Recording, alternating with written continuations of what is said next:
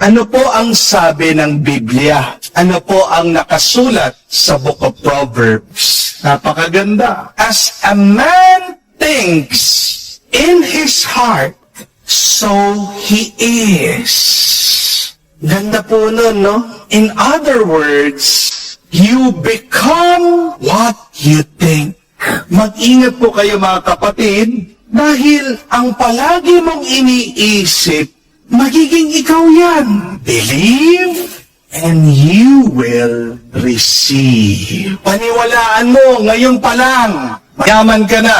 Eh mga utang mo, mababayaran mo. Palagi ko po sinasabi yan sa mga pumupunta dito.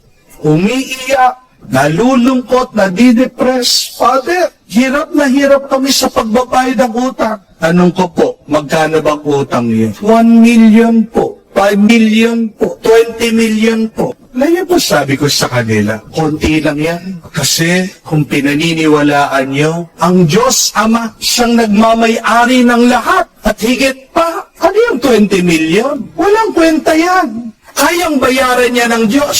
Ang tanong, naniniwala ka ba? At hindi lang dapat ang paniniwala sa isip. Ang paniniwala dapat hanggang puso.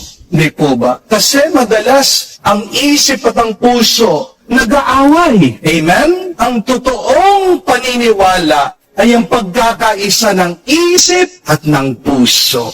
Maniwala ka, darating din ang araw, mawawala lahat ng mga utang mo. Sobra-sobra pa ang matitira. Amen? Maniwala ka, gagaling ka, aayos din, magiging malusog ang iyong pangangatawan. Mawawala pa unti-unti ng iyong sakit. Maniwala ka, magkakayos kayo muli ng iyong asawa. Kahit na gaano pa katigas ang puso niya, wala naman pong hindi na pagbabago ang Diyos. Ikaw, hindi mo kayang baguhin ang asawa mo, pero walang imposible pagdating sa Diyos.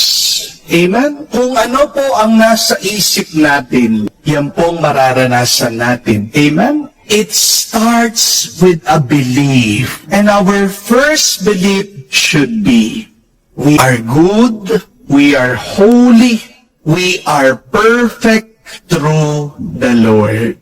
Magandang dasal po yan. Araw-araw sabihin mo, mabuti ako, banal ako, perpekto ang buhay ko sa pamagitan ng Panginoon. Di po ba? Sinulat din at sinabi yan ni San Pablo, I can do everything through Christ who lives in me. Pansinin niyo, sinabi ni San Pablo, everything. Hindi niya sinabi na something. Hindi niya sinabi na one thing. Sinabi niya everything. But it is through Christ who lives in me. Kaya nga, higit dun sa pagkakaisa ng isip at puso, kailangan buhay din dyan. Tayo'y nakikisa sa buhay ni Kristo. Amen? Paniwalaan mo ito sa ngalan ni Jesus, mangyayari sa iyo. Amen?